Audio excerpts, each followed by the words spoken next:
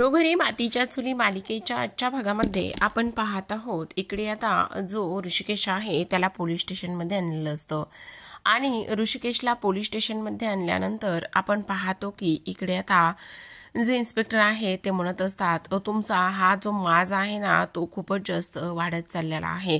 हे बघा आम्हाला इतर सुद्धा कामं आहेत, तुम्ही एकच गोष्ट इथे नेहमी का बरं करता? म्हणजे मला एक गोष्ट कळत नाही, इथे आम्ही मुळशीतल्या लोकांचे प्रॉब्लेम सॉल्व करायचे का आणखी काही गोष्टी इथे करायच्या तेच लक्षात येत नाही की फक्त आणि फक्त तुम्ही मारामारी करणार आणि आम्ही ते सगळं काही इथे सॉल्व करत राहणार, तेच आम्हाला इथे समजत नाही असं सुद्धा आता इकडे तो बोलत असतात। त्यावर लगेचच आपण पाहतो की इकडे जे काही इन्स्पेक्टर आहेत ते म्हणत असतात ह्या सगळ्या खूप चुकीच्या गोष्टी होत आहेत। त्यावर आता इकडे जो काही ऋषिकेश आहे तो म्हणतो हे बघा मी किती चांगलं काम केलेलं आहे, ही गोष्ट तुमच्या लक्षात येत नाही का? मी एवढं सगळं चांगलं काम करतोय ते तुम्हाला दिसत नाहीये का? म्हणजे बघा ना, सगळ्यात महत्त्वाचं म्हणजे की आता मी काय केलेलं आहे तर इकडे एका आजीची चैन मी त्यांना मिळवून दिलेली आहे। तर आपण पाहतो की इकडे आता जो सयाजी आहे तो आलेला असतो। सयाजी तिथे आल्याबरोबर इकडे ते लगेचच म्हणत असतात मला इथे एका कामासाठी आलेलो आहे, म्हणजे इथे आता हा इथे उडान टप्पू आहेच का? त्यावर लगेचच आता ऋषिकेश सयाजी काकांच्या तोंडाशी लागत असतो। तो म्हणतो हे बघा तुमच्यामुळे तुमच्या गुंडांना मी चांगलंच धोधो धुतलेला आहे आणि तुमच्या गुंडांना चांगलंच धोधो धुतले हे तुम्हाला सुद्धा चांगलंच माहिती आहे। आणि त्यावर लगेचच आता इकडे ऋषिकेश म्हणत असतो हो धुतलेला तर आहेच, पण तुम्हाला एक गोष्ट माहिती आहे का तुमचे गुंड कसे पळत आले घरी? तर त्यावर लगेचच आता सयाजी म्हणत असतात की याच्या आईबापांनी ना याला काही चांगले संस्कारच केले नाहीयेत, चांगले शिकवणच दिली नाहीये। त्यावर ऋषिकेश म्हणत असतो एक मिनिट, आईबापावर अजिबात सहीचं नाहीये आणि तुमचा काय संबंध आहे माझ्या आईबापावरती जाण्याचा? तुम्ही समजता कोण स्वतःला? असं म्हणून पुन्हा आता इकडे भांडणं सुरू झालेले असतात। त्यावर लगेचच आता ऋषिकेश म्हणत असतो तुम्ही बघितलं ना कशा पद्धतीने इथे ही लोक माझ्याशी भांडतायत आणि काय होतंय ते, तरी सुद्धा तुम्ही मात्र का आणि कशामुळे शांत बसलायत ही गोष्ट मला काही केल्या समजत नाही, असं सुद्धा आता इकडे ती लोक बोलत असतात। त्याचबरोबर आपण पाहतो की इकडे दुसऱ्या बाजूला मात्र जो काही ऋषिकेश आहे तो पोलिसांना सांगत असतो हे बघा मी जी काही ते चेन दिलेली आहे ना त्या चेनमुळे हे सगळं गोष्ट झालेली आहे। तेवढ्यातच नाना तिथे असतात आणि नाना तिथे आल्यानंतर इकडे ते म्हणत असतात हे बघ सयाजी मी काय सांगतो ते तू नीट ऐक, जी काही तू इथे पोलीस कंप्लेंट केलेली आहेस ना ती पोलीस कंप्लेंट तू मागे घे। त्यावर सयाजी म्हणत असतो अजिबात नाही घेणार नाने आम्ही पोलीस कंप्लेंट, इथे तुझ्यामुळे मला जेलमध्ये जावं लागलं, आत्ताच मी जेलमधून बाहेर आलेलो आहे आणि तुझ्यामुळे ह्या सगळ्या गोष्टी झालेल्या आहेत आणि तरी सुद्धा इथे तू मला पोलीस कंप्लेंट मागे घ्यायला लावत आहेस, हे होणं मात्र अजिबात शक्य नाहीये, असं सुद्धा आता इकडे तो बोलत असतो।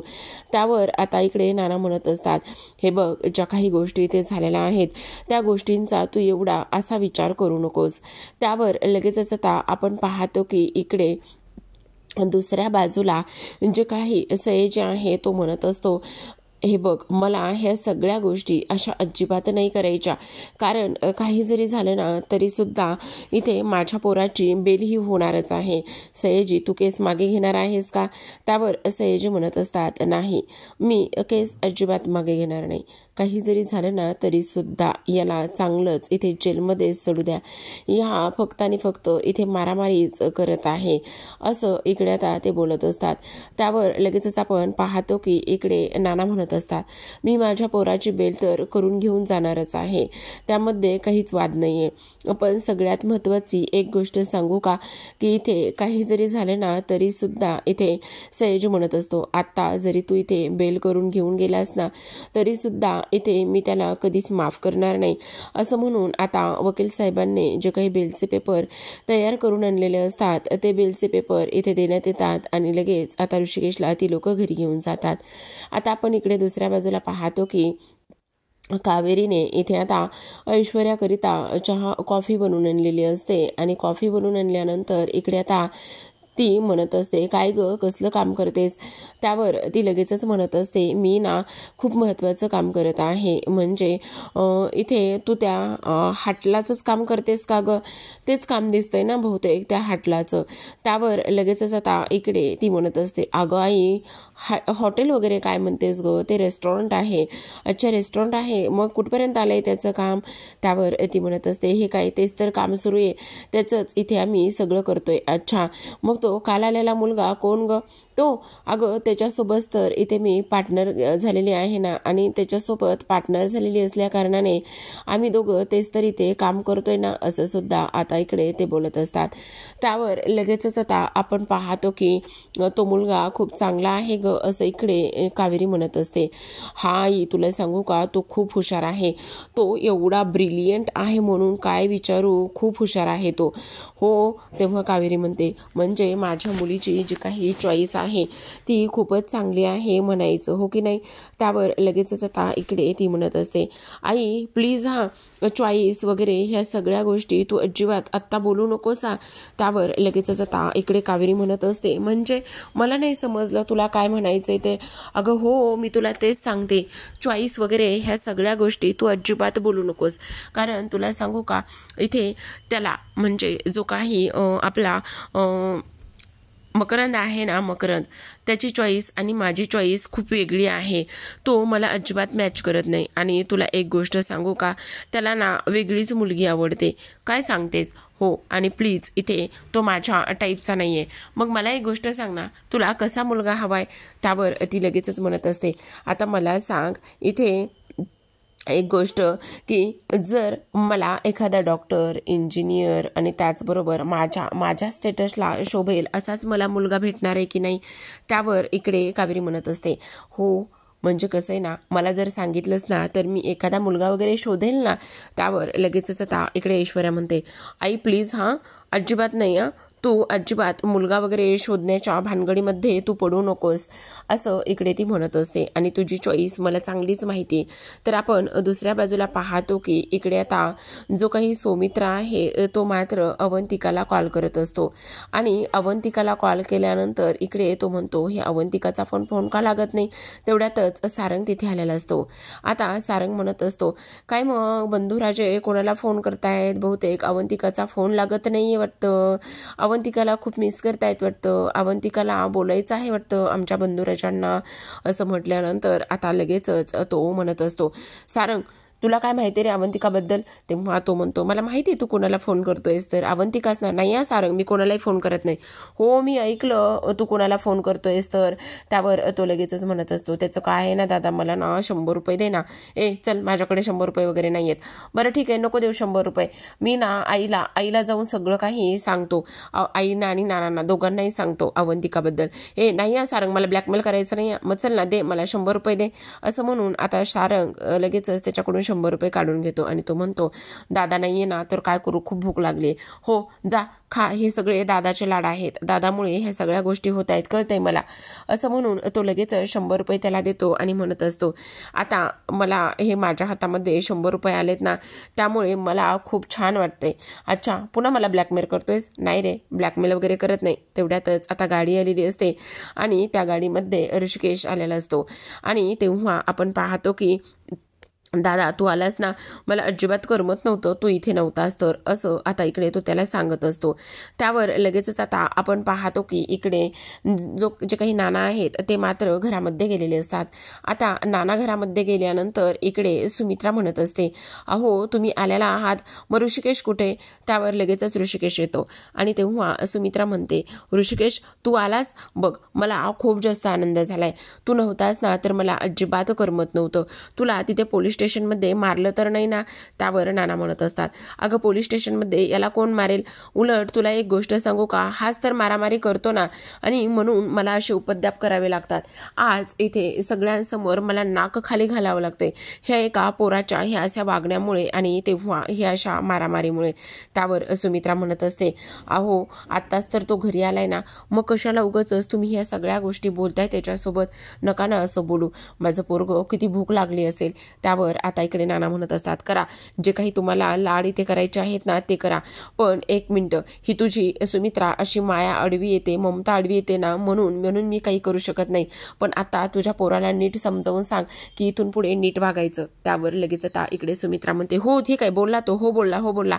त्यावर नाना म्हणत असतात, अगं त्याच्या वतीने तूच तर हो बोलतेस, चला घाला काय गोंधळ घालायचं, तर मी तर कोणाशी काहीच बोलत नाही, असं म्हणून नाना आतमध्ये रागानेच निघून जातात. ए बाळा, तू दमला असशील ना, थकला असशील ना, तुला तिथे कोणी काही खायला दिलं नसेल ना, चल ये पटकन, मी तुला ना मस्त गरमागरम पुरणपोळी बनवली ती वाढते, माझ्या ऋषिकेशला खूप आवडते ना पुरणपोळी, असं आता इकडे ती बोलत असते. तेव्हा लगेच आता आपण पाहतो की ऋषिकेश म्हणतो, वाई मस्त पुरणपोळी बनवली. तेव्हा सारंग म्हणतो, आई मला तर खूप जाम भूक लागली, प्लीज वाढ ना लवकर, असं तो बोलत असतो. सौमित्र चल ये बस, असं सुमित्रा म्हणते. त्यावर सौमित्र म्हणतो, नाही इथे तू मला आवडते म्हणून थोडी ना पुरणपोळी बनवलीस, ह्या ऋषिकेशला आवडते म्हणूनच तू पुरणपोळी बनवलीस ना, मग दादाला आवडते ना पुरणपोळी तर त्यालाच वाढणार, बहुतेक मला ना इथे भाकरीच्या तुकड्यावरच आणला आहेस.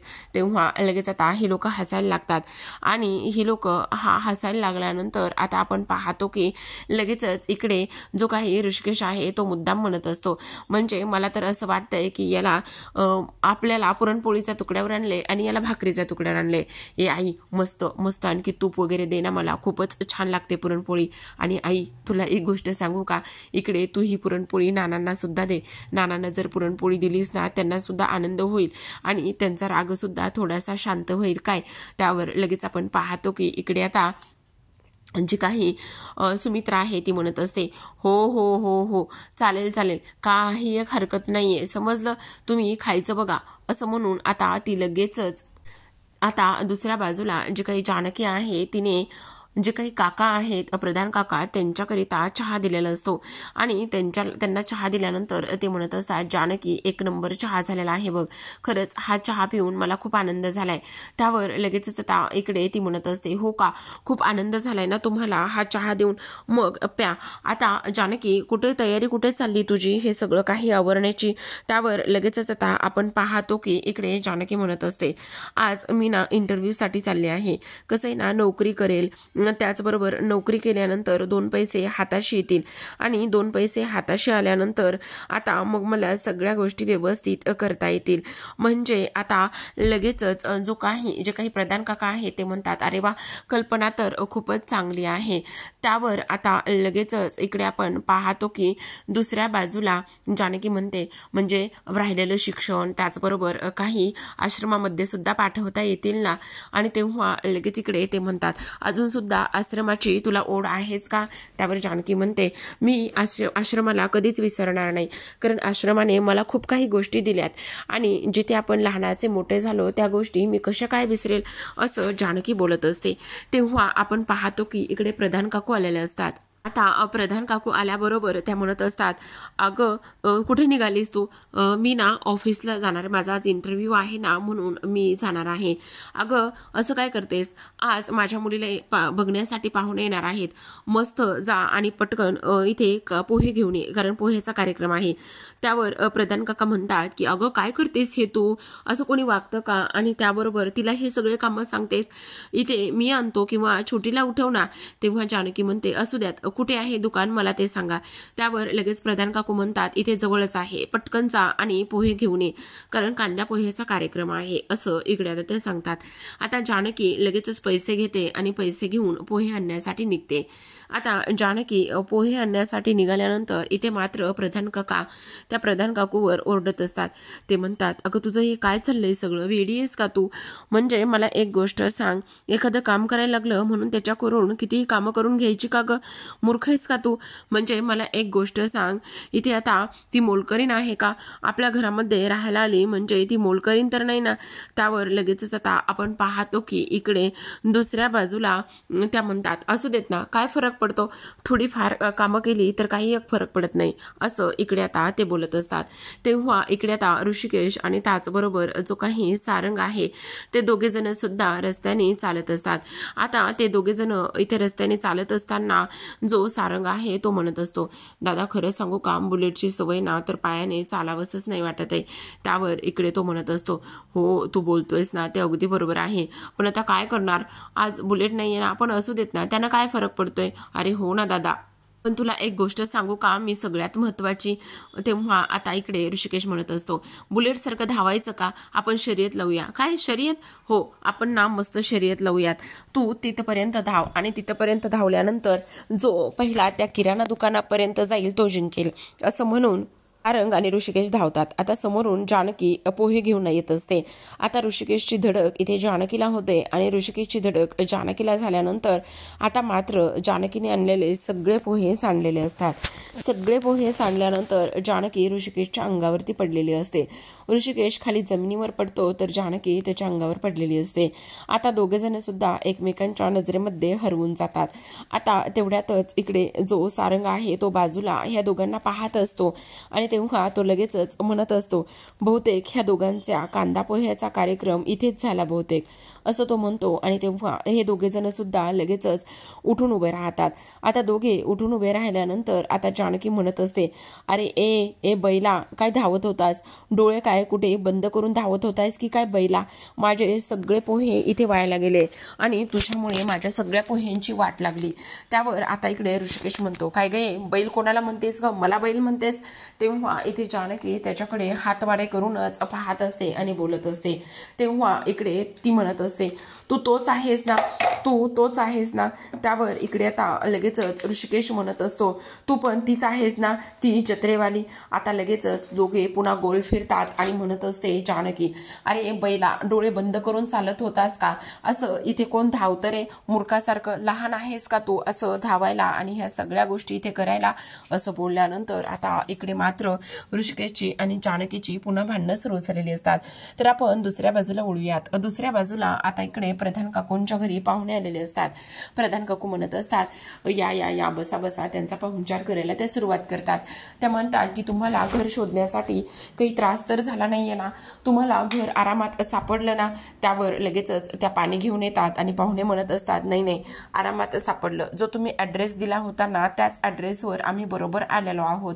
आता पण पाहतो की प्रधान काकूंनी मुद्दामच प्रधान काकांना आतमध्ये बोलावून आवाज दिलेला असतो आणि त्या म्हणत असतात, ती मुलगी केव्हाची पोहे आणायला गेलेली आहे, अजून सुद्धा त्या मुलीचा इथे पत्ता नाहीये, कुठे गेली, काय गेली, कसं शोधायचं आता. आणि त्याचबरोबर इकडे आपल्याला कांद्या पोह्याचा कार्यक्रम करायचा आहे, पाहुण्यांना किती वेळ ताटकळून ठेवणार आहोत आपण.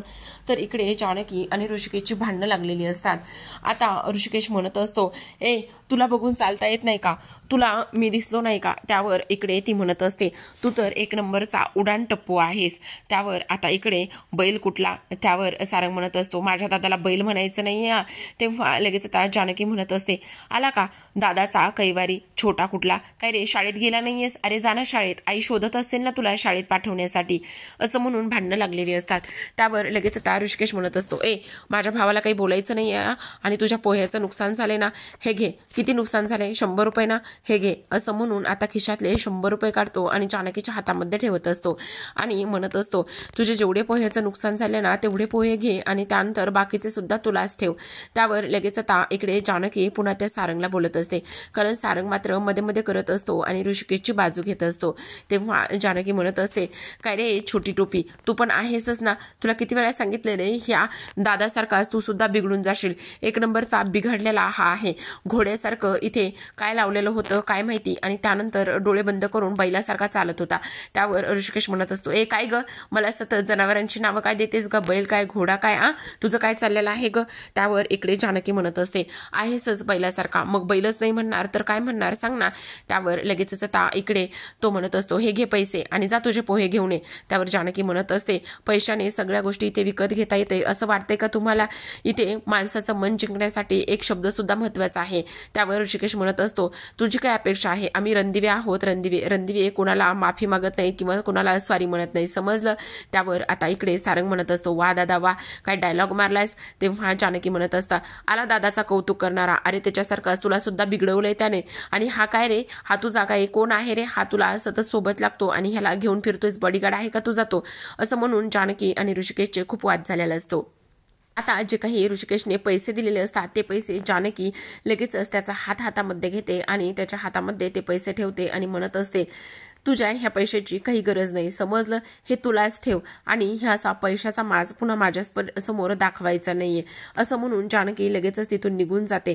त्यावर लगेचच आता ऋषिकेश ते पैसे हातामध्ये घेतो आणि विचार करत असतो. तेव्हा इकडे त्याला ते बोलणं आठवत असतं. त्यावर आता इकडे ऋषिकेश म्हणत असतो, काय तिखट मिरची कुठे राहते याचा पत्ता शोधावा लागेल. त्यावर तो म्हणतो, काय करायचंय शोधून, मला काय बायको करून घ्यायची का? तर इकडे आता जानकी पोहे घेऊन पोहोचलेली असते, तिला उशीर झालेला असतो. आणि तेव्हा इकडे प्रधान काकू म्हणतात, अगं वेडी आहेस का, मूर्ख आहेस का, किती उशीर झाला, एवढा वेळ कुठे होतीस?